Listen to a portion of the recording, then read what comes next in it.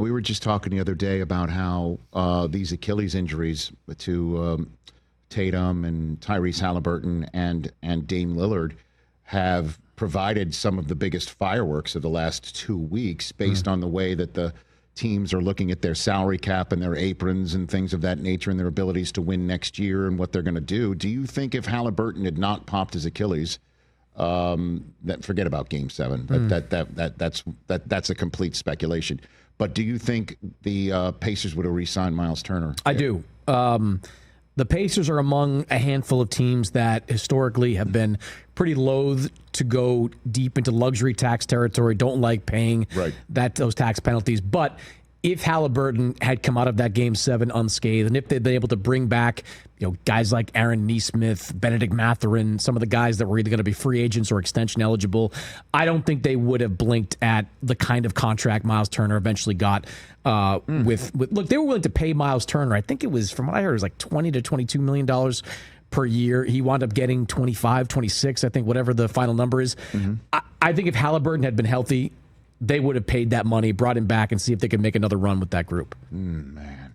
And then you see what the Celtics have done, right? I mean, what do you think? They held on to Brown. Was that ever a possibility? That the way that the Celtics, when I talk to teams about the Celtics' mindset on Jaylen Brown and Derek White, it's like, you better come with something big. Like, if you don't come with something that's going to blow us away, where we're going to say, it's impossible not to do a deal like this. Right. They're not interested. They still look like everything for them right now is on 26-27. Tatum's not going to come back next year for the same reasons I articulated with Damian Lillard. And right now, the Celtics, with the way their roster looks like, why would they even consider it? But 26-27, having Jason Tatum and Jaylen Brown in their late 20s, having Derek White as the third option in his early 30s, and then having the ability, because of some of the flexibility that you started to create by getting right now under the second apron. I wouldn't be surprised, Rich, to see Boston get all the way under the luxury tax threshold before the start of the season. We could see Anthony Simons be relocated. We could see George Niang be relocated, Sam Hauser be relocated, to try to get them all the way under that tax threshold, to give them more flexibility in the summer of 2026 when they can start wheeling and dealing. Like, they have their own draft pick in 2026. So if they stink out the joint and wind up in the lottery, that's not the worst thing in the world in terms of adding talent or using that pick to get something else.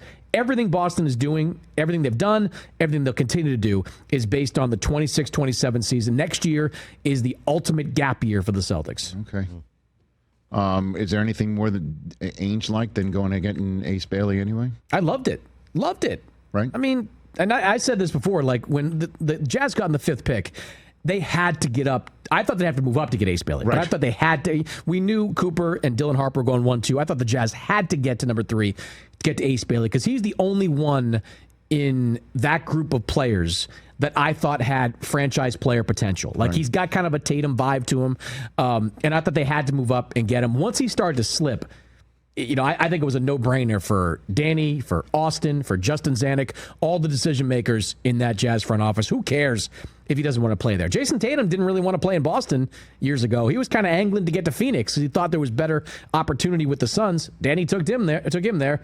Worked out, hopefully for the Jazz, it works out with Ace Bailey. Catch the Rich Eisen Show live weekdays from 12 to 3 p.m. Eastern on Roku Sports Channel in the U.S.